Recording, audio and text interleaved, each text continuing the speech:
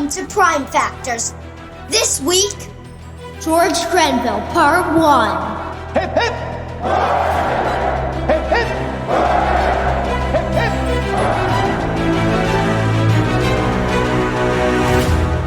Hello, and welcome back to Prime Factors. I'm Abram, and I'm here with my dad. We are reviewing all the British Prime Ministers from Robert Walpole to Keir Starmer. This is episode 7.1, George Grenville, Part 1. We aren't in Canada. We tried to be in Canada, but we do hope to be there next time when we wrap up George Grenville and record it in Grenville. I've been in touch with people in Grenville. Yes, they do speak French, but I assume they also speak English. So it appears. But for reasons that might become obvious anyway, nobody was naming towns for George Grenville during this portion of his life. Unless you're in Canada, I guess. I guess even in Canada. Don't forget that you can find us on Apple Podcasts, Spotify, YouTube, and at www.primefactorspodcast.com. We're also on Facebook and Blue Sky. If you enjoyed listening, please like, subscribe, comment, and review. We only like 5-star reviews, though, so please don't give us 1 stars. We've only gotten 5 stars so far, so they've all been great. As we jump into George Grenville, Abram, I want you to be paying special attention to one thing, and that is family. This isn't just Grenville's story, but the story of how he was lifted up and ultimately escaped the pull of his family. Just don't get any ideas. You're still 11. What does that mean? I don't know. So, Abram, I have for you a bell, which you've already shown. So anytime in this episode where we talk a lot about George Grenville and his family, you can ring the bell, and hopefully it doesn't become too annoying. So this is the family bell. That is the family bell. Oh dear, I'm going to regret this. So George Grenville, he is not just a politician that lucked into office, passed the universally hated Stamp Act, and then resigned. He has an amazing story, and I'm really excited to share it with you. Picture this. We open our scene on a crisp autumn night in Buckinghamshire, looking over a stately red-bricked mansion in the countryside. The waxing crescent moon shines little light on the countryside. The date, October 3rd, 1761. The 7 Years' War is raging, and the house below us is Wotton House, the stately family home of future Prime Minister George Grenville. You said family. All at once, a single horse gallops up the long drive of the house. A driver's outstretched lantern lights the only illumination on the scene. We can just hear the sound of the gate bell being rung by the gate watchman, announcing this surprise overnight visitor. He rushes to the front entry, dismounts his horse, and begins pounding on the thick wooden door. Inside the house, a porter, roused by the sound of the bell, sprints to open the door, while another goes to awaken and fetch the butler. The door is swung open to reveal a royal courier, his heavy cloak revealing his silver badge and leather pouch underneath. This is not the staff's first time seeing such a courier. It was wartime after all, and Grenville was an important government minister, but rarely so soon after midnight. The butler, still tugging a cloak over his dressing gown, examines the wax seal on the courier's letter and begins to ask a porter to rouse Mr. Grenville. But the honorable master is already descending the stairs in his burgundy dressing gown. He takes the letter. It's crisp and weighty in his hand, and pauses only momentarily to admire Lord Bute's wax seal before opening and reading it. His face turns ashen. Grenville turns to his butler. "Summon the household. I need breakfast at once, and our strongest tea. Have a post-chaise ready immediately. My presence is commanded in London." The house explodes into activity as George is dressed and fed. Fires are stoked. The kitchen is readied. Within minutes, George sits in his parlor with a bread roll in one hand and the letter in the other, reading it over again. A silver tray with tea sits nearby. Mrs. Grenville speaks. "What is it, dear? What is it so sudden that we are awake before the birds?" "It's Pitt again, of course. And I suspect it's serious this time, given how much Lord Bute needs to flatter me at 2 a.m. The high opinions I have of you, the warmest friendship I feel for you, and the entire confidence I place in you. Pshaw." A footman enters and signals that the post-chaise has arrived. George throws on his cloak and takes one last draught of tea before returning to the flagstone great hall and the home's main entrance. In minutes, the lamp-lit facade of Wotton House recedes behind him as the fast carriage rumbles towards London. Inside the carriage, Grenville tries to snatch a moment's sleep, But his mind churns thinking of the war. He knew more than most the pain and the loss of war, even wars fought far from our home shores. Lantern-lit stops at Aylesbury and Amersham allow for quick change of horses as the villages and fields sped away behind them. Just outside of Amersham, Grenville's driver slows to allow another carriage, also driving with haste, to pass in the other direction. But Grenville peers out, and recognition dawns on his face. "Driver! That's my brother's coach. Wave them down, please." Both carriages halt by a hedgerow shining with morning dew. The sun is just beginning to rise now, making Lord Temple's crest on the side of the carriage gleam. Lord Temple's coachman opens the carriage door and bids George to enter. Sitting inside is Richard Grenville Temple, the Earl Temple, and currently Lord Privy Seal to George III. His fine coat bears splashes of mud, and the worry lines on his brow mirror George's own. The brothers embrace and then sit opposite. "Dick, you're abroad so early. I'd been summoned by Lord Bute on behalf of the king. Some urgent matter, though I scarcely know what." Have you not heard? William Pitt has resigned from the foul Scotsman and refused to move against Spain despite our pleas. The Bourbon family compact will draw them into the war. Pitt is out, and I fear that I too cannot remain this accursed government much longer. Pitt resigned? So abruptly? It's hardly the first time with him, but now? And must you go with him? I will not be in a ministry that ignores the dangers on the seas. You and I both know that our navy is the key to victory. Pitt wanted a first strike before Spain joins France, but Bute wants peace. He is a fool. I stand with Pitt, James too. We Grenvilles go to the opposition. George pauses for a moment and realizes what his brother is saying. But I owe service to His Majesty. If Spain comes against us, we'll defend ourselves. But to attack first, that might brand us aggressors. Then you would side with that Tory over us? Where is the Grenville who fought so fiercely for our sailors' well-being? Where is my brother that cried at Thomas's funeral? This war was Pitt's masterpiece, and you let him leave without protest? I cannot! Their eyes lock, a lifetime of shared history hanging between them. Memories of childhood, of nights debating naval policy, and of their lost brother. Is their lost brother Thomas? Yes. Aw. Richard's determination hardens. We are done then. Go, serve the king. I will do what I must to save our family's honor. George climbs out of the carriage and stands in the muddy road, stunned. The chill that descended was more than just the frosty weather. By midday, George Grenville arrives in London. Over the next frantic days, he keeps with Lord Bute and George III. The corridors at St. James's Palace buzz with whispers. William Pitt is out. Who will replace him? It won't be George Grenville. George refuses the honor, instead suggesting his brother-in-law, Lord Egremont. It would be too painful for him, too damaging to his family for him to take the other brother-in-law, Pitt's place. Eventually, Bute arrives with an offer that he cannot refuse. Your loyalty matters greatly to His Majesty, Mr. Grenville. Someone must steer the Commons now that Pitt is gone, and we believe you are the man for the task. Your king and country need you. Please consider it. George considers carefully, before stretching out his arm towards Lord Bute. They grasp hands. The deal is sealed. A few days later, George Grenville arrives at his brother's London residence. Though Temple's primary seat is the grand estate of Stowe in Buckinghamshire, he returns to his London townhouse for official business. A polished black door sits atop a short flight of stone steps, flanked by flickering lanterns. The Temple family crest is discreetly engraved above the door. Grenville raps the brass knocker. Footmen in neat livery exchange uneasy looks, but eventually the household's chief butler appears. Please inform the Earl Temple that his brother, George Grenville, has come to speak with him." The butler speaks, but with a cool formality. "His lordship regrets that he is not receiving you, sir. I am to say he does not wish to see you now, or indeed any time henceforth." Grenville exhales as though the blow to his heart is physical. He stands to speak, but the butler closes the door with a decisive click. Grenville stands on the stoop, the patter of rain blending with the clatter of carriage wheels in the street. Their bond of brotherhood was broken. George wondered what would happen next. That's sad. But did you expect me to do the family thing? No, and I have no idea what accent Richard has. He has such a funny aristocratic accent.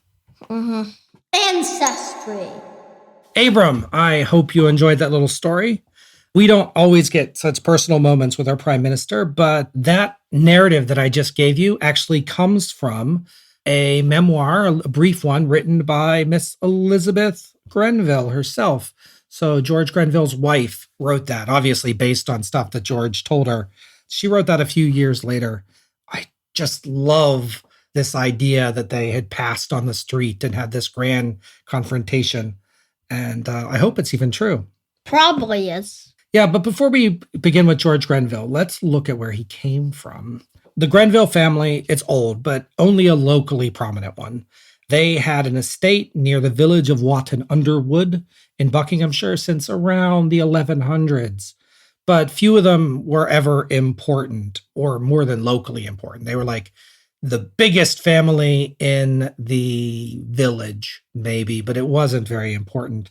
A George Grenville that was probably an ancestor failed to win an election for Parliament in 1685 and never tried again. So they were maybe a big fish in a small pond, but maybe they were just like a medium fish in a small pond. Yeah, they're a big family for like the county, but nothing grander than that, I'm guessing. Yeah. So those that know British history better than we do will say that there was a very famous Richard Grenville who was a privateer in the 1500s, but there is no known connection between the Cornwall Grenvilles and the Buckinghamshire Grenvilles, at least none within recorded history, none that I've been able to find. And Grenville is a very relatively simple last name, Greenville. Green villager. I don't think they're related. We know that George Grenville's grandfather was a knight. He was born around 1646, and his dad was Richard Grenville, born around 1678. But wait, is Grenville one of the ones that's like related to Compton as like distant cousins or something? I think Compton's related to Percival, who's related to Grenville, I think. So on my original prime minister family tree, I do not have a connection that puts Grenville on it. I've been able to connect Pulteney and Cavendish and John Stewart and Thomas Pelham Holles and Henry Pelham and Robert Walpole and James Waldegrave, but I've not been able to find any direct connections from his family to the prime ministers at this point, right? Maybe in the future they marry into the family, but... Because I think it's like through like Spencer Percival was like in like 1810 where they get to there. Yeah, so they're not related yet, but those families might be related. Mm-hmm. But by 1704, the family was just starting to come into prominence.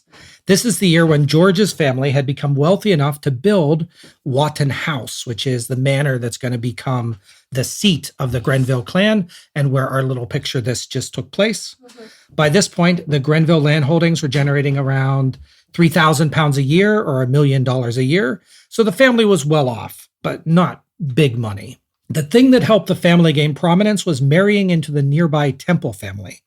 The Temples had been members of Parliament and baronets for generations. Wait, is there related to Henry John Temple? Put a pin in him.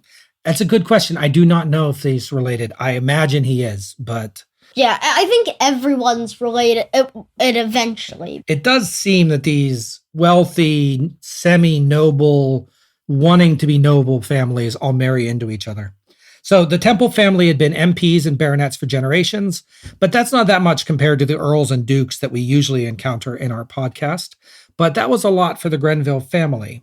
And then it gets creepy because George's dad also marries into the Temple family, his cousin, Hester Temple. So I have a picture here of the Grenville family tree. You will notice that the left-hand side, and we'll put this up on our blue sky. No! Their family tree is literally a circle. Part of it is. Yes, part of it is a circle. So they married into the Temple family. Both George's grandfather and George's father both married into the Temple family, and they were cousins. It is a little bit icky, but apparently this was all just the way the Temple family works, because if you look on the right-hand side of this graphic... this guy, I think he doesn't know that it's called a church. Abram is pointing at a person whose name is Christian Temple. Uh-huh. And you think that should be called a church. Okay. Because it should be. Isn't it called a church? It is called a church. So if you look on the right-hand side, you'll notice that I have the Littleton family, who's going to be very close to the Grenville family as well, and we'll talk about them more in a little bit. And they also married Temples at multiple generations. We see Sir Charles Littleton marrying Anne Temple, and then his son marrying Christian Temple. The important thing that I want to get to right now is that the Grenvilles and the Temples are super close. And by super close, I mean really disturbingly close. On September 27th, 1711, Richard and Hester Grenville welcomed their first child, a son they named Richard, but the family is going to call him Dick. The young Richard's birth was very difficult, and Hester almost died. So when she got pregnant again a few months later, Richard, the elder one, decided to pack up his family for London and have his next child born there. And on October 14th, 1712, in a house near St. Martin's in Westminster, George Grenville was born. Silver spoons. This is, of course, our custom to look at the silver spoons, how well off the family was when a member of the clan is born. For young George, his family was well off but not prominent. His paternal grandfather had been knighted, but his dad at this point had not yet had a chance to really make a name for himself. Fortunately, the Temple side was more regarded, and his maternal grandfather had been a baronet. But there is someone to pay attention to here, and in fact, I have colored him in special on this, and that is George Grenville's uncle, Richard Temple. First Viscount Cobham. Yes, although not a Viscount quite yet. This Richard Temple, I want you to pay attention to him. He had inherited his baronet title from his father. He had already at this point had a brilliant military career, rising all the way to being a lieutenant general. And he was a member of parliament. He was the powerhouse of the family, so we're going to watch him closely. With those connections, George Grenville only scores 7 silver spoons. That makes him better connected than only Robert Walpole and William Pulteney, and arguably more than James Waldegrave. But of course, James Waldegrave was a well-connected family that just happened to be Catholic, so we knocked him down some points. So let's see what he does next. Early life. George Grenville's early life was dominated by his growing family and their growing influence. His younger brother, James, called Jemmy around the family, was born in 1715, followed by Henry, 1717, Thomas, 1719, and Hester, the sister, in 1720. But the biggest political strides in the family, however, were made by his uncle, Richard Temple. He became Baron Cobham in 1714, and then Viscount Cobham in 1718. Remember that name, Cobham. It's going to be super important in just a minute. And since peers are referred to by their peerage name, we're going to start calling him Uncle Cobham, or just Cobham for clarity. Cobham's a place, not a name. With his brother-in-law's help, George's father also enters into politics. He loses his first election in 1713 to become an MP for Buckingham. But with Uncle Cobham's help, he squeaks by in a tight election to be the MP of Wendover in 1715. This is a huge break for the family, finally placing them on the national stage. And then he'll win the election in Buckingham in 1722. I don't know how really close it was, because I think most of these were corruptedly controlled, but the voting was very close. How's the government go round, government go round. So around 1725, these rising young aristocrats were able to send both George and his older brother, Richard, to Eton. Notably, they were not the upper crust there. They had to have lodging in the town nearby rather than at the school itself. Why? It seemed to be that if you lived in the school, you had to be like super duper rich, like a duke or an earl's kid. And if you were lower class, but still very much upper class, you were allowed. Like a baron or something. Well, I mean, in this case, they weren't even that. They were just a wealthy family from Buckinghamshire, that they could go to the school, but they had to stay at a boarding house outside the school. We don't know a lot about George's time at school. One of the biographies that I read described him as, quote, neither indolent nor dull, but also, quote, diligent to the point of drudgery. He was an intellectual kid. He did not enjoy sports. He did attend at the same time as John Stuart, who was a year younger, and William Pitt, who was 4 years older, but it's not known whether they were ever in the same social circles. But this is kind of the school for socially connected aristocrats, so who knows? But on February the 17th, 1727, George and Richard's father died. George was 14. His brother was 15. They had a saving grace, an angel, a family angel that they could turn to, their Uncle Cobham. Uncle Cobham and his wife had not yet been able to have children. And in fact, they're never going to have a child that lives longer than 4. They are going to have a really difficult time with their own children. So Uncle Cobham and his wife quickly pretty much adopted the whole Grenville family as their own. Uncle Cobham was especially fond of his sister Hester, who was George and Richard's mother, and he even arranged by a special remainder for her and her family to inherit the Viscount Cobham title if he were to die without children. Now, George will be close to Uncle Cobham, but his brother Richard will be even closer. So we'll see how that affects our story. But with their father dead, George and Richard both inherited some of the family estates, although most of the money remained with their mother. George inherited about £3,000, another million today, but his brother is going to control his finances, and he's only going to give him £120 a year to live on. So maybe $30,000 or something like. Is $30,000 a lot? It is a lot, but it's not enough to live on for a year for many people.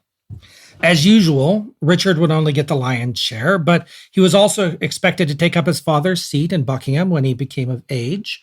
But he's only 16. He can't enter Parliament yet. During school holidays, the family would stay at Uncle Cobham's mansion in Stowe instead of the Grenville mansion at Wotton, and they basically were just adopted into the Cobham family. By 1729, George was ready to graduate from Eton. He was proudly called the second oppitant, and I don't know if I'm pronouncing that word, meaning that he was the second best student that year of the students that lived off campus. We don't know how good he was relative to the students that lived on campus, the ultra-rich kids, but we know of the students that didn't live on campus, he was the second best. Is that good? I think. It's really hard to how do I figure out what that means? I don't know. But he thought it was good. He was proud of it. After leaving Eton, George initially enrolled in Christ Church in Oxford because he wanted to join the clergy. But after 3 months and some time to think it over the Christmas holidays, he withdrew and with his uncle's encouragement, if not his help, enrolled at the Inner Temple to be a lawyer instead. This is the first time he was separated from his brother. And one of the great things that we see in these biographies is that there's just lots of letters back and forth between George and Richard. George is complaining about college, and Richard is, I didn't tell you what Richard was doing. Richard during this time is on a grand tour. Of course he's on a grand tour. Everyone's on a grand tour. Well, George didn't go on a grand tour. Oh, that's illegal. Richard got himself a tutor and traveled to France and Italy and Switzerland. He's basically on a tour of Europe. By Europe, do you mean Western Europe or Eastern Europe? I mean 4 years in Switzerland, Italy, and France. That is where he spent 4 years learning with his tutor instead of going to college. I think that's a little unfair. Richard got to explore, the world. Europe. In some sense of the word. And George, you know where he got to go? College. London. Falling out with Walpole. The most important event in young Grenville's lives didn't even involve them. By 1733, just to recap, George II was on the throne. Robert Walpole had been in power as the de facto prime minister for 12 years. And Uncle Cobham's been serving all this time in the House of Lords. He's a Whig, and he's a longtime supporter of Robert Walpole. But you might remember in 1733, we had something called the excise crisis. Robert Walpole wanted to increase the taxes on wine and tobacco and basically change it so that the rich got taxed less and the poor got taxed more. I think this was one of the topics in our first episode. And Uncle Cobham refused to support Robert Walpole during the excise tax crisis.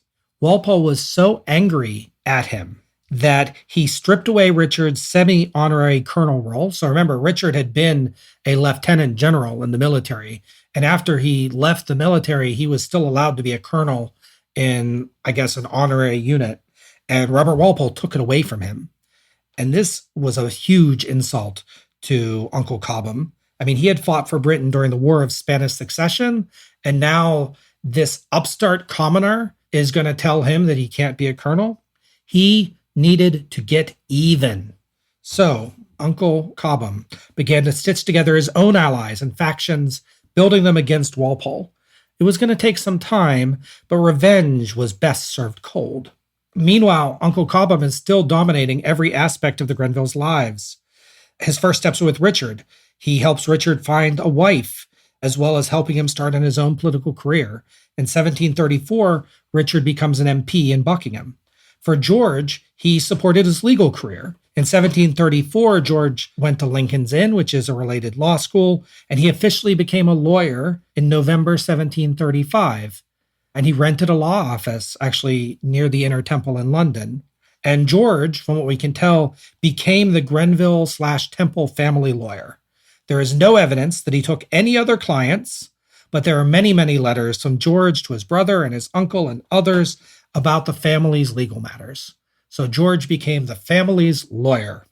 And his workload was so high that in one of the letters to his brother, George asked Richard to hurry up and have kids so that one of them could study law and help him. Obviously, this is a joke, but this is very important because Richard was about to marry Anna Chambers. She was the heiress of the Earl of Berkeley's family. We don't need to care about them, but they're rich. Richard is going to become more rich. This family is just gaining in prominence. So shortly after Richard and Anna married, Uncle Cobham decided that he was going to grant Richard his full inheritance, even over any children that he might have in the future. At this point, Uncle Cobham was 61, and it did not seem likely he would have any children, but it is a remarkable statement of how close Richard and his uncle had become, and how much his uncle saw Richard as his protege, his adopted son, his heir. In honor of this, Richard is eventually going to name himself Richard Grenville Temple, essentially just fully absorbing himself into the Temple family, just like another person that we know did something like that, right? Thomas Pelham Holmes. So in the fall of 1736, we get another example of how close the Grenville family was. George Grenville came down with something that may have been tuberculosis, and he traveled to Bath to recover. And we have some other letters from Richard to his wife, just talking about how much he worries about his brother and worries about his family. But by 1741, Uncle Cobham's plan to take down Walpole was beginning to come to fruition. The War of Jenkins' Ear had kicked off, and Walpole was at his lowest point. It was time to strike. But to strike, Uncle Cobham needed weapons, more MPs in Parliament. He asked George Grenville to pack up his law career, much to the dismay of other family members, and for him to run for Parliament in Buckingham. He does the same for his younger brother James, as well as lining up the support of other friends and cousins. He was forming a new faction of Whigs, sometimes called the Boy Patriots, but often known as the Cobham Cubs. Let's talk about James Grenville for a second. That's his younger brother. Do you know where he was elected as an MP for, with the help of his Uncle Cobham? Old Sarum. Sarum got the new Chinese with those swimming early. Yes, indeed. It is one of the most rottenest of rotten boroughs. But James wasn't the only one getting a seat. Here is a picture of the Cobham Cubs. Some of the ones are now, some of the ones are a little bit later. This will be up on our Blue Sky as well. So basically, through various alliances, what we have is the Temple family connected to the Grenville family, connected to the Pitt family, connected to the Littleton family, connected with eventually even the Needham family. And I count 5 Grenvilles, 2 Pitts, 1 Littleton, and 1 Needham. All of them are either siblings-in-law, or cousins. And so sometimes this is called the cousinhood. So we had a situation where Uncle Cobham really pissed off at Walpole. He is using his money to get as many of his relatives and backers into office as possible, and that includes George and his brother.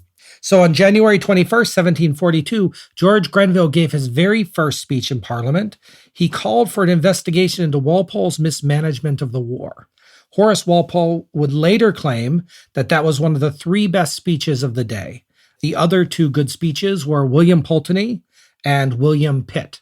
So clearly he was in pretty Pulteney, good company. Pitt, and what do you mean by the best speeches? So on that day, January 21st, when they were having hearings about Walpole's mismanagement, a whole bunch of members of Parliament gave speeches either supporting Walpole or tearing him down.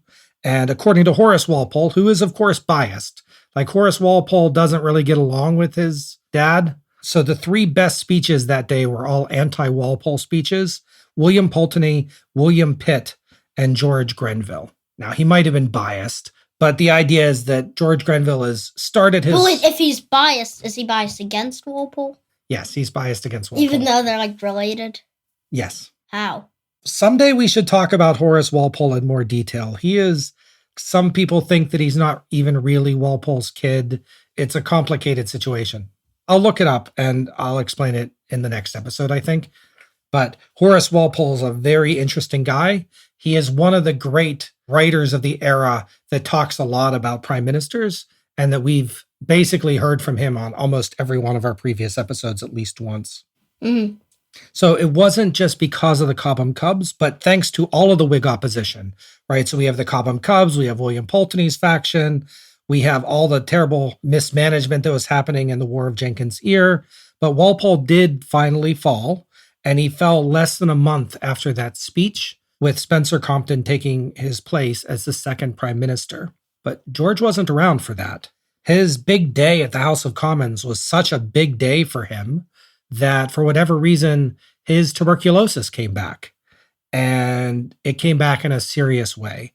Instead of just going to Bath, where he had gone before, he traveled to France, to healing waters near Aix-la-Provence in southern France. He didn't make it at first. He actually ended up stuck in Avignon for a while because he just got too sick to travel. But the point is that George Grenville didn't even get to bask in this great victory because he was too ill. While in France, he continued exchanging letters with his family back home, and his brother, Richard, was acting as something like a medical proxy. They would relay information about how he was doing to his doctor in London.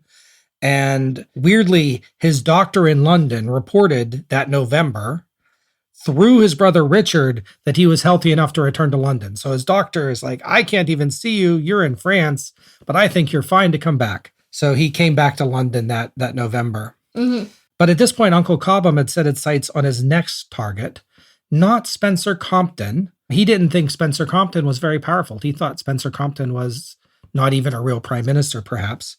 But he set his sights on trying to get rid of Lord Carteret. He saw Lord Carteret as the real threat. Obviously, Spencer Compton didn't stay around very long. He died. Henry Pelham became prime minister. But even in the early days of Henry Pelham, Lord Carteret was still very much involved in the government. Didn't he stop in 1747 or something? I don't remember the exact date. So towards the beginning of Pelham. Yeah, but unfortunately, George was still sick. Having tried the healing waters in Bath, having tried the healing waters in France, he made his third attempt. He traveled to Scotland. I don't know where he went. Apparently, why does he need to go to healing waters? I don't understand it Wouldn't either. it be worse if he traveled and he should just be in bed?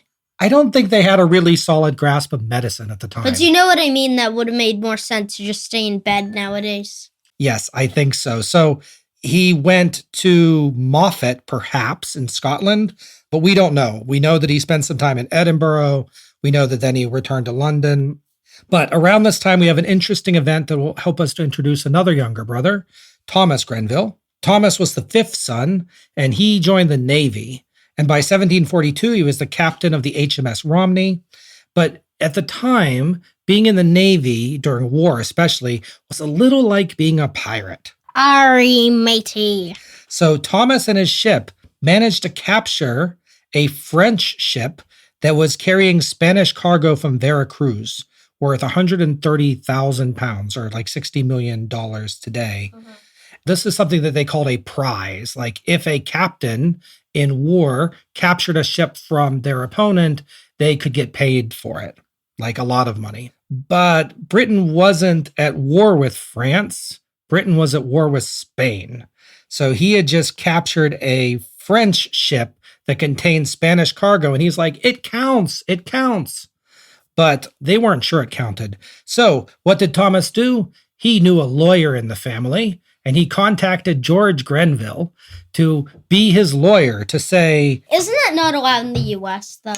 it is so corrupt. It is like, no, you shouldn't be doing this.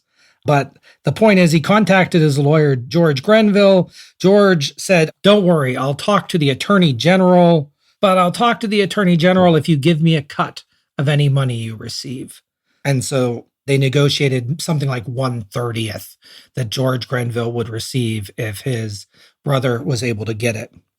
Now, the trick is, I don't know what happened next.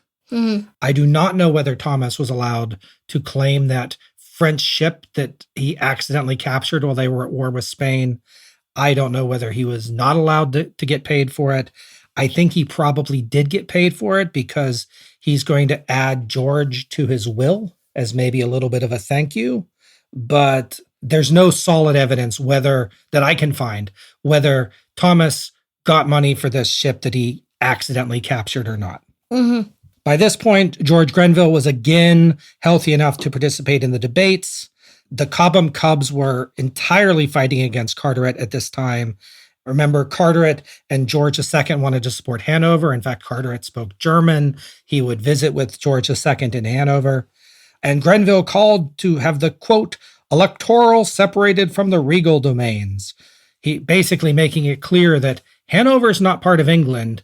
We shouldn't be supporting them, even if Hanover is under the king. And wait, why did Hanover never unite with England? I don't know. I feel like it kind of should. Well, it's not going to be around that much longer.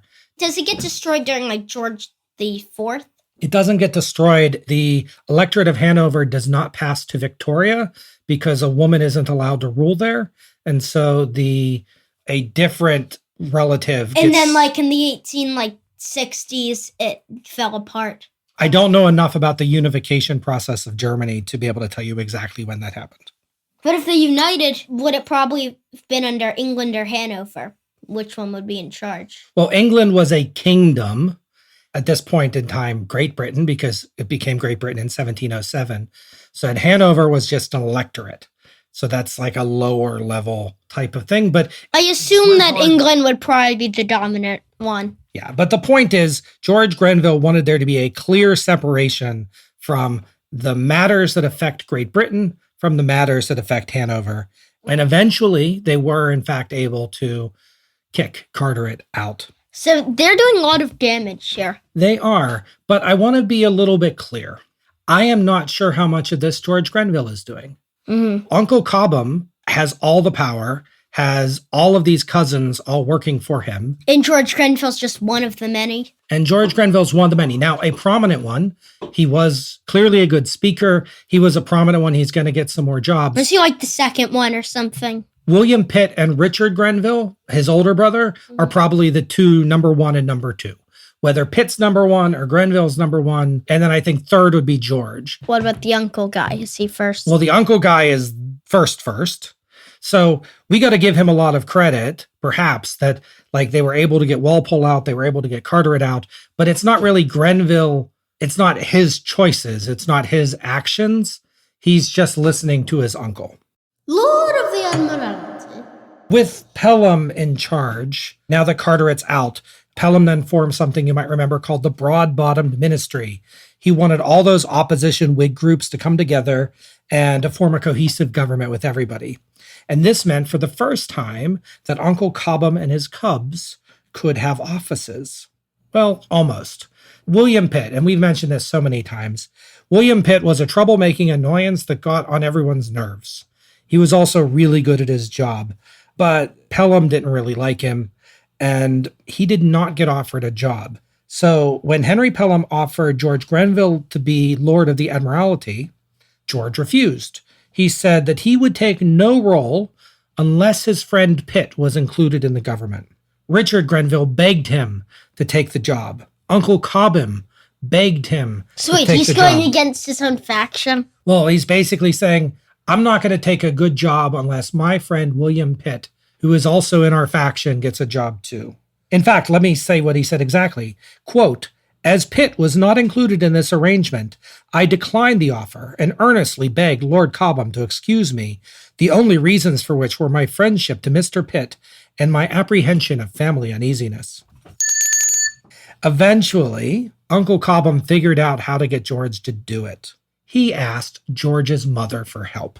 So Hester Grenville, George's mother, called up her son one day, and we don't know what she said, but she convinced George to accept the role as Lord of the Admiralty, essentially as a board member on an important Navy commission, and he did because he listened to his mom. It gave him a nice salary also, something like $360,000 US And today. how many pounds? 1,000 pounds at the time, a year. George also became the spokesman in the Commons for the Admiralty Board. So whenever anyone needed to talk about what the board was doing or planning in Parliament, that was his job. As soon as he got this job, he actually received a pretty funny letter from his brother Richard. One of the biographies that I read said that this letter was a joke, and the other said, well, it didn't say it was a joke. Richard said, quote, "Provide a most excellent station for poor Tom, that if the public be not benefited by your administration, that your family at least may." So it's about use your job to help your brother, benefit your family. You know, we would call that corruption today. So the cousins and Uncle Cobham still wanted Pitt in government, but they agreed to wait and bide their time. Uncle Cobham was at this point about 70 years old, and increasingly the management of the faction was given to Richard, with George as the family spokesman. So like Richard is the one in charge and George is the spokesman. Is he the one like giving speeches? Yes. And that's often because Pitt, while very much a part of the faction, often seemed unable to behave himself and sometimes disagreed publicly with the rest of the family. Pitt was a tricky guy. George would complain later that, quote, "During all this time, I still continued giving my support to Mr. Pitt, notwithstanding the many public proofs I received of his indifference, coldness, and slight of every wish of mine. And yet, he gave me the strongest professions of his friendship." So Pitt would always tell George how much of a friend he was, and George would act like a good friend to Pitt, but he didn't always feel like Pitt was a good friend back. I really hope to learn more about this when we study Pitt in detail in just 2 more prime ministers, because I don't understand him very well.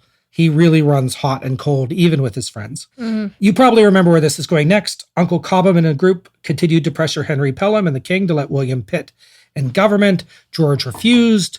The Pelhams and the cousins all resigned. That led to 2 days of William Pulteney. He failed. He gave up. And then finally, William Pitt was allowed to have at least a small role. So after the next reshuffle, Pitt was something small related to Ireland. James Grenville, the younger brother, was now added to the Board of Trade. Henry Grenville was made the governor of Barbados. Wait, so are the Cobham people now like the main faction? They're not the main faction, but they're like one of the biggest factions. They're pretty powerful under Henry Pelham. So George didn't get any promotions in this reshuffle, however, and that upset him. He said, quote, "Thus I continued in the same office until Mr. Pelham's death, giving what support I was able to those who never gave any to me." So sad. At this point, Uncle Cobham retired from politics. He turned over control of his faction to Richard and to William Pitt. So what happened to the Cobham people? Well, they're still going to remain a faction. They're just going to be led by Richard. Are they not quite as big now or something? They don't quite have Uncle Cobham's money, but that's going to change in a couple minutes, so we'll get there. The sad story of Captain Thomas Grenville. Since last we heard from Captain Thomas, he was in the Navy. The Navy. George was proud of his brother, remarking in one letter that they were both seamen together, although George only captained a desk in London. The cousins looked out for Thomas. In 1746, they successfully ran him for the House of Commons in Bridport. Although he was still captaining a ship at the time, it was still war, and I don't know that he ever stepped foot in Bridport or the Commons. But he is officially an MP now, and now he's considered one of the cousins. Mm-hmm. George did his best to look out for his brother. As the War of Austrian Succession continued, George used his role on the board to try to keep his brother out of intensive action and to keep him doing single missions. depending on how you read it. This is either because he was trying to keep his brother safe or because he wanted to give his brother chances to catch prizes like that previous ship that he captured, which could end up giving the family a lot of money. But despite his best efforts to keep his brother safe, Admiral George Anson needed sailors, and he specifically countermanded an order to give Thomas an independent command. He promised George Grenville that it would only be temporary, that he just needed Thomas and his ship for an upcoming initiative. But then what happened? It is sad, I assume. On May 3rd, 1747, Admiral Anson and his flotilla spotted a merchant fleet being escorted by 16 French Navy ships. Anson's own armada, which included Captain Thomas Grenville, it included 17 British ships. He thought that this was a pretty easy battle. He ordered the attack. The battle lasted 5 hours, and it's considered a great victory for England. There's even a famous painting of the battle, which is right here. And guess what some of it is? What color? Okay, my printer is terrible. Orange! The point is that the British captured many of the merchant ships. They captured many of the French military ships. And for the most part, it was a great victory. Except, In that battle, Captain Thomas's ship was struck. was that the only one of their fleet to be struck? Not the only one to be struck, but Captain Thomas was impaled in the leg by a piece of wood. The crew rushed to treat his wound. They had to amputate his leg, but it wasn't enough. The young captain died a few hours later. He was the only captain to die in that battle. There were lots of other sailors that died, both on the But British he's side. only important person. He was the only captain that died. To say that George was heartbroken was an understatement. He couldn't even work. He said, quote, "I have not been to the board today, nor don't much care if I ever go again." Perhaps by coincidence or perhaps because of this, Henry Pelham kindly removed George Grenville from the Admiralty Board just a couple weeks later, giving him a job in the Treasury instead. It was a promotion. It was Is a it raise. because Pelham understood that he didn't want to be part of it now? I think him being on the Admiralty Board so soon after his brother was killed in a battle that he tried to keep his brother out of probably hurt him a lot. And Henry Pelham, who does seem to get along with George Grenville, who seems to be aware of him and thinking of him, gave him a different job at the Treasury. It would be better for him both economically and better personally. for him because he wouldn't have to deal with the sadness of his brother's death. Mm-hmm. So, unfortunately, there was one fewer Cobham Cub. Dad tells me a funny story. That was hard, but let me tell you a funny story that happened around the same point, as a little bit of a palate cleanser. I read this story in a couple places, and as best I can tell, it could have happened anywhere from 1744 to 1754, or maybe it didn't happen at all, but we're going to tell it anyway. George Grenville loved working in Parliament, but he was not a very social person. He was a bit of a nerd.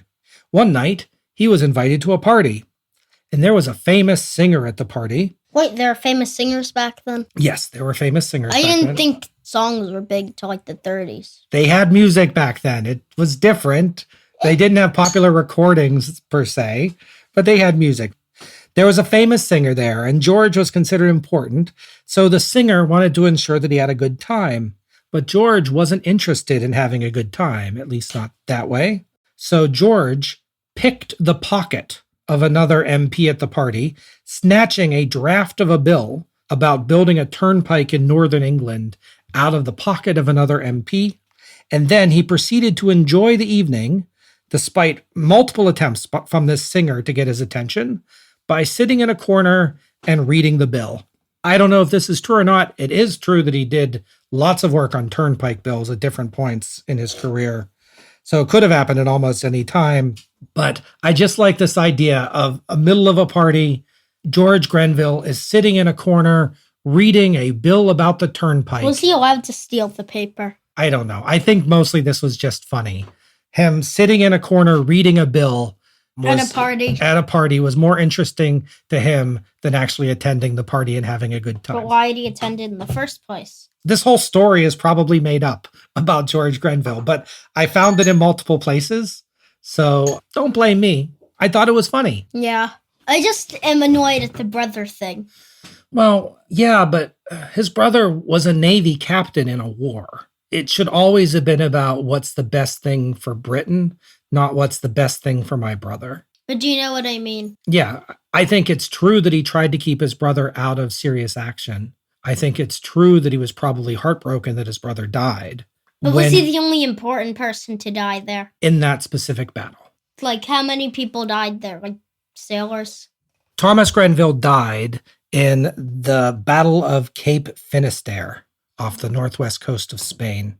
In that battle, 500 British people were either killed or wounded, and 800 French people were either killed or wounded. 3,000 French people were captured, including 4 ships of the line, 4 frigates, 4 corvettes, and 6 merchantmen. So the battle was an absolute victory for Britain. Was that like the only loss that they had? That was the only captain that died.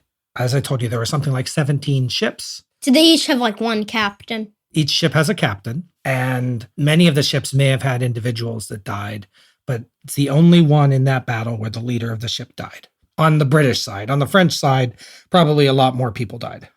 See, I tried so hard to tell you a funny story as a bit of a palate cleanser, but it failed. It failed. So we continue. Yeah. No longer a cub. We haven't talked about George Grenville's personal life. He was a studious, kind of boring guy, as my little story revealed. But around 1744, he met a young woman named Elizabeth Wyndham. She was from a prominent Tory family and descended from the wealthy Duke of Somerset, who was Charles Seymour. And in fact, her dad had already died, and the Duke of Somerset was basically acting as her grandfather. Have you heard about that person before? No, he's not a person that we've dealt with, but he's basically her father figure at the moment because her dad is dead. So Elizabeth had been badly scarred by smallpox as a child, and she wasn't considered a great match, but she was extremely intelligent. And we've been able to see this indeed from her writings. And the story that I started off with today was something that she wrote, presumably with details provided by her husband. And that intelligence probably appealed, I would think, to George, right? He seems the type of guy that would appreciate intelligence in a woman. But Somerset disapproved of the match. He did not think that George was good enough for her. He may not have liked that George was in Whig politics, maybe both. And so the couple waited. If they got married, Charles Seymour was going to disown her. And so guess what their plan was? Get married in secret? No, close. Wait for him to die. However, Charles Seymour got the last laugh because when he died in 1748, he gave his granddaughter nothing. Well, 100 pounds a year, like very, very little. George and Elizabeth had hoped that she would receive a great fortune, but Charles Seymour says like, no, I know that you're going to get married as soon as I'm dead, so you get nothing. Can they still get married? They did get married. They got married in May 1749. They have a happy family. They have 8 or 9 kids, and one of those kids is going to get a podcast episode. Is that William Grenville? It is William Grenville. So we'll be talking a bit more about this in his episode. Put a pin in him. And maybe we'll mention the Cobham guys. I think they'll come up again. They'll probably be mentioned briefly in his episode. The thing is, Richard thought this was great. Richard said that his brother, quote, won first prize in the marriage lottery. And that given that many marriages at the time were arranged, and they seem to have married for love, I'm kind of glad it worked out for him. 2 more deaths. On September 17th, 1749, Uncle Cobham, that's Richard Temple, the Viscount Cobham, he died. As part of the plan, most of his inheritance was given to Richard, but George and others received a little bit. George received 3,000 pounds, so maybe 750,000 today. Is that a lot? It's a lot. Like, could you survive more than a year with it? Yes, you could survive a lot of years with that. But George decided that he wasn't going to spend it. He put it all in the bank, and that he would only spend the interest from the inheritance, and that from then on, his government salary would be put away in a bank account to give to his kids. This way, he reasoned he would have the same amount whether he was in office or out of office, but his kids would benefit every time he was in office. He could be comfortable, but continue to support his career. He said, quote, "The being in or out makes no difference in my establishment or manner of life. The only difference is that my children's fortunes will be increased by my being in." So George and Richard's mother also got that special remainder that I mentioned earlier. So their mother is now the Viscountess Cobham. And Richard probably changed his name at this point, although it might have been different, to Grenville Temple. Different sources say he changed his name at different times. You figure it out, I don't care. But a month later, Henry Pelham decides to reward the family again, and he gives them another title. So George and Richard's mother becomes the Countess Temple. Mm-hmm. And so she gets a promotion for being a good mom. Richard can now start calling himself the Viscount Cobham. But don't get too attached to this. Don't get too confused because it's going to change again in a minute. He dies at like 58, right? Yes. 51 of those years are in part 1 and 7 in part 2. We're going to see. We're going to stop this episode before he becomes prime minister. Strangely, this is a little bit where our story dries up a bit. Mm-hmm. We know that the relationship with Pitt becomes sour again. Grenville is angry that Pitt doesn't support him again. We know that George Grenville misses the first months of the 1749-1750 Parliament because he's at Bath again, but this time it's because his wife is sick. But even after... Can't he just stay in bed if anyone's sick? Why do they have to go to healing places? I don't know, but for whatever reason, one of the biographies said he participated in no debates entirely in 1751. In 1752, Hester died, so Richard becomes the new Earl Temple. So she was Countess Temple, but the male version of Countess is Earl. So her son Richard is now the Earl Temple, and he is going to enter the House of Lords. So he is now really... It almost feels like it makes more sense to put Count as the male version and Earl as the female version. Yeah, but there's a reason they don't do that. Why? Earl is male, Countess is female. And the reason that they did that is because the word count in the old Norman accent sounds like a really bad swear. And the fact that you may not know what that swear is indicates that I'm hopefully a good parent. So Richard's the new Earl Temple. He inherits both houses, the Stowe house used by the Temples, that was Uncle Cobham's home, the Wotton house that was used by the Grenvilles, and he gives or leases or something, the sources are inconsistent, the Wotton house to George, right? So at the beginning of the episode, the house that George was living in, he just got it. But weirdly, George is still absent. 1753, George Grenville appeared in only one debate in Parliament, and that was a census bill. That's it. Why was George quiet? I don't know. He might have been focusing on his family. He's just quiet. But time moved on. By March 1754, Henry Pelham died, and unfortunately, so did his broad-bottomed ministry. And if George Grenville wanted to stay in government, he now needed to work with Thomas Pelham Holles. Prime Minister Newcastle. Guess what? What? Thomas Pelham Holles does not like the Cobham faction. Yay! Wait, no! Wait, yeah! Oh! Although, should we be calling them the Temple faction now? I'm not really sure. Cobham. So no matter what you call them, they were not as important to Thomas Pelham Holles as they were to his brother. And like in the scramble for jobs that always comes... I assume if the uncle was still alive, then they would have tried their absolute hardest to kick out Pelham Holles. Very well may have been. So in the initial scramble for jobs, George Grenville wanted to be Chancellor of the Exchequer, and that was Henry Pelham's old job, but Newcastle didn't want to give it to him. Pitt even defended and pushed for George, saying that George is, quote, universally able in the whole business of the house. Give him any job and he can do it. Pitt also was trying to get him to be Secretary of War if he couldn't get a Chancellor of the Exchequer, but eventually George was made the Treasurer of the Navy. It was good because it combined his experience in the Treasury Department with his experience on the Admiralty Board, but it was less than George had hoped for. And even Pitt said, quote, it fell short of the mark, but it shows encouragement. George Grenville was added to the Privy Council under George II, but even this was a slight. So King George II sat on the request for George Grenville to be added to the Privy Council for 3 months. Mm-hmm. It's a snub. But at least he was still in government, and he was higher than before. William Pitt was back on the team, and he supported George and Richard again, especially after November 1754, where, as you can see on this sheet, William Pitt, the elder, has now married George Grenville's sister, Hester Grenville. Oh, family connecting? Family connecting. If only there was a sound to make when we have a family connection. You said actually...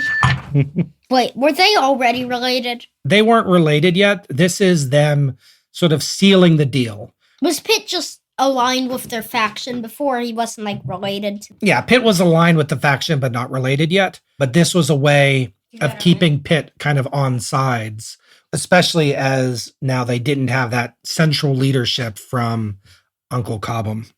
So around this time, Thomas Pelham Halls introduced George Grenville to someone new on the scene, a Lord Bute. Newcastle at the time was trying to win favor with Leicester House, which was Lord Bute's faction, remember? That was Frederick's, the Prince of Wales, and then the very young Prince George's faction.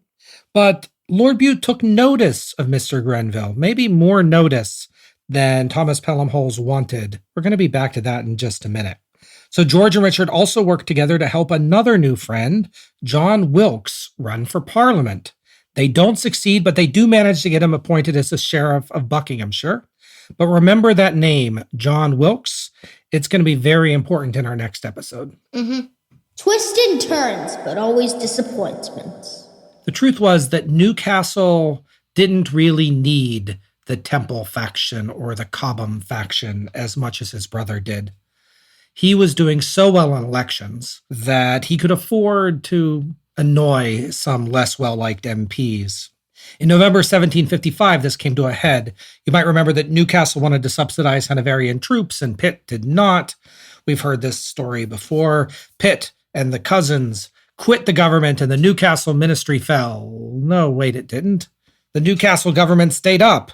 Grenville went into opposition with Pitt. Did the Cobham stuff just fall apart? Didn't just fall apart, but... They left the government. They left the government. Thinking that he would realize he needed them. The power of the cousins was broken, but not for long, because the war was going poorly, and then Newcastle's government fell anyway, and when William Cavendish came in, the cousins were back. They're back in business. Richard now became the first Lord of the Admiralty, in charge of that board that George was on before. Mm-hmm. George was made Treasurer of the Navy.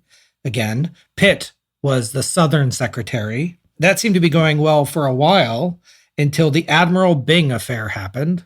Oh, yeah. And Pitt went against George II by saying that Byng should have clemency.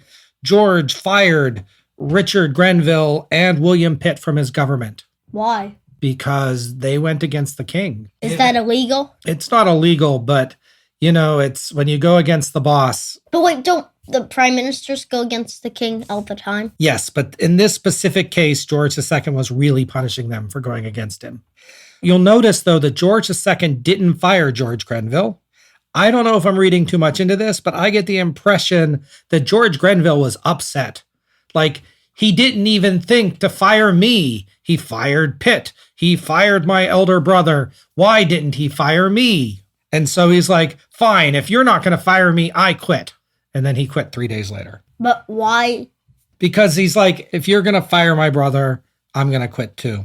So eventually, though, remember, this is that period where Pitt, like, we hate Pitt, we love Pitt, we hate Pitt, we love Pitt. It keeps happening. And Pitt and Newcastle were reconciled. The king realized he needed to compromise a bit. And then we start Newcastle's second and more successful term as prime minister.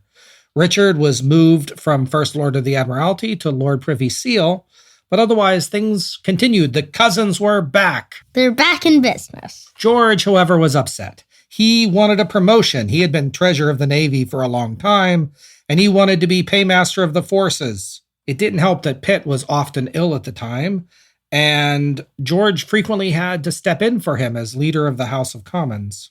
In fact, George got more and more frustrated because his brother and brother-in-law kept getting new jobs. They kept getting recognized by the king, but no one was recognizing him. He wasn't even important enough to fire. When Chancellor of the Exchequer opened up again, George went for it. But George II rejected his appointment, even after Newcastle tried to convince him. But George didn't blame George II, or at least he didn't only blame him. He also blamed Richard and Pitt for not pushing harder for him. And still his relatives were promoted again. Richard was made Lord Lieutenant. Why are his relatives being promoted, but he isn't? Exactly. Richard was made the Lord Lieutenant of Bucks County in 1758. Then he was made a Knight of the Garter in 1760. He got the Knight of Undies? And George, he just became withdrawn from Parliament. We have a period from 1758 to 1760 where he apparently said almost nothing. He never appears. Maybe if you start appearing, then you won't get. I agree. But he almost barely appears in the parliamentary register from 1758 But that's to why you're not 1760. getting promoted. You have to actually show up to your job. Whine, whine, whine. This doesn't seem fair. Why aren't they fighting for me? I won't even show up. Anyway, I don't think you're wrong. He's just making it worse. The new George Grenville. On October 25th, 1760, George II died and George III became king. This led to a big change in government, like we've discussed a couple times. In the transition, Lord Bute, John Stuart, became a favorite and increasingly took control, even while Newcastle was still theoretically in charge. But George Grenville thought that the new monarch and government refreshing. Finally, he was recognized again. He was even added to George III's cabinet. In February 1761, when Arthur Onslow stepped down as Speaker of the House of Commons, George Grenville almost went for the role. He probably would have gotten it too, but being Speaker required you to be slightly more impartial. And Lord Bute convinced him to wait. There's something coming, he was implying, that's worth waiting for. Friction grew between the two brothers, Richard and George. Richard kept getting promoted. George kept getting very little. And this showed up in the way that they were handling the war. Remember that the 7 Years' War was super expensive and Britain was falling deeper and deeper into debt. George Grenville found himself agreeing more and more with Lord Bute, John Stuart, and King George instead of his brother-in-law. And in October 1761, this new feeling came to a head.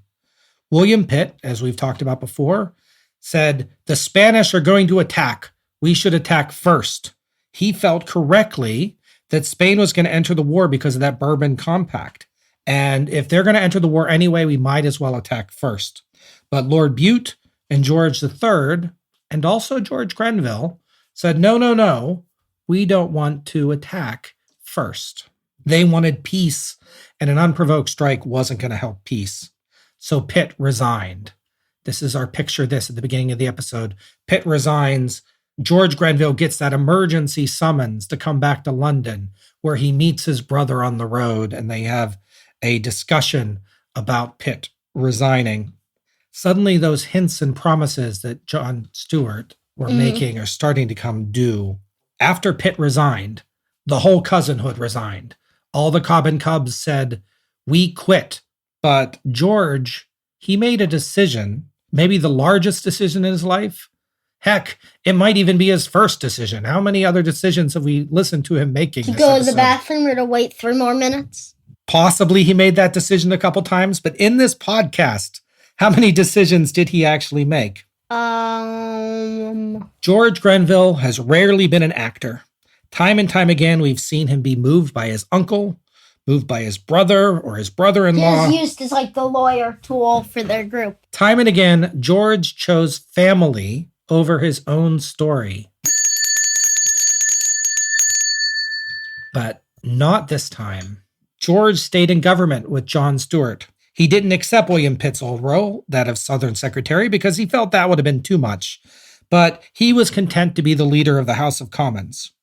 Newcastle stayed in office just a bit more, but at this point it was clearly Lord Bute's government. And by May 1762, Lord Bute would be the new prime minister and George Grenville would be his man in the House of Commons. But the bit in our story about Richard slamming the door on George, that was true. George's family was broken. As George Grenville stood in the House of Commons arguing for Lord Bute's policies, his family was there in the opposition. So they don't like Bute? Is it like the Cobham guys still exist, but they're now against each other? They're against George. But isn't he supposed to be part of their group? He left their group. That's the big decision that he made, is he decided he was going to go with John Stuart instead of his group. Instead of the Cobham guys? And now they're in opposition. And that's where we're going to end it today. Listen to us very soon, hopefully in Canada, where we're going to be recording part 2. With that, we'll see you soon. Say goodnight, Abram. Good morning.